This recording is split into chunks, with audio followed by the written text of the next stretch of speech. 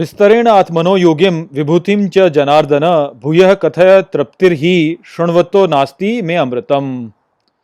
Hello friends, this is the 18th shlok of the 10th chapter of Bhagavad Gita, and today we will understand this shlok in detail. So let's first go over its meaning. So the shlok says, Vistarena Atmano Yogim, which means in detail your yoga, Vibhutim cha Janardana, which means and opulence, O Janardan, Bhuya Katah Traptirhi, which means having stated satisfaction indeed, Shrunvato Nasti Me Amritam, which means do not happen to me on listening to this nectar. So, over here, Arjun is basically expressing his interest towards the teachings of Sri Krishna.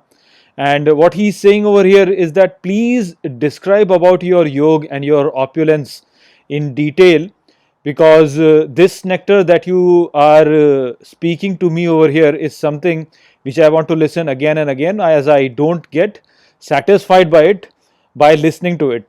So basically, Arjun is expressing that he is very interested in learning about the teachings of Sri Krishna over here, and he basically in detail wants to understand all the yoga and opulences of Sri Krishna.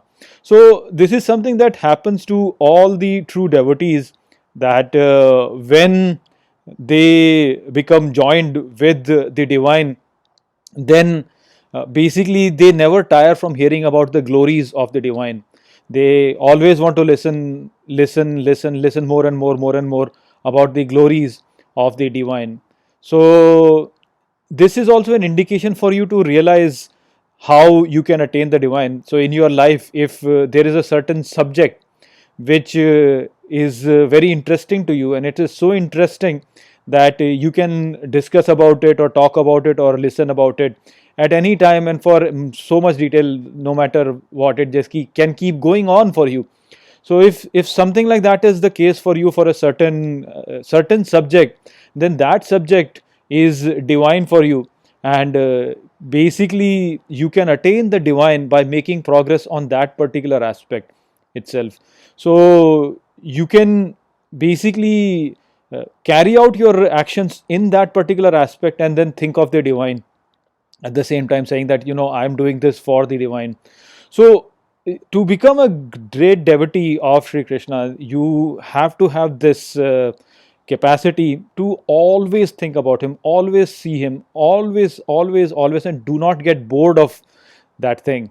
And the thing is that everybody is different. Everybody sees different topics to be more interesting.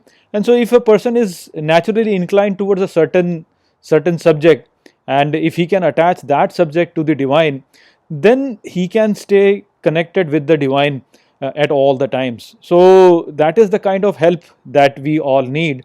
And in the rest of the chapter, Sri Krishna is going to point out to his opulences or his glories present in this world, in everything that is present over here. And if you can see a glory in a particular aspect that you love, then you can become attached to Sri Krishna. So that is where this whole thing is going. And in this shlok, basically the whole point that Arjun is saying is that I never tire listening about your glories. So please tell me about your glories. I really want to know about them in detail. And the more we understand the glories of the divine in this world, we can then stay attached with him more and more, because wherever we go, whatever aspect we see, we will see that behind that aspect there is the divine. So that is what Sri Krishna is going to tell Arjun from this shlok onwards, and it should help us to stay joined with the divine at all times in our life, if we were to understand all these different glories of Sri Krishna in this world. So I hope that I've explained this shlok well to you. With that, I'll close this video. I will see you all in the next video. Take care.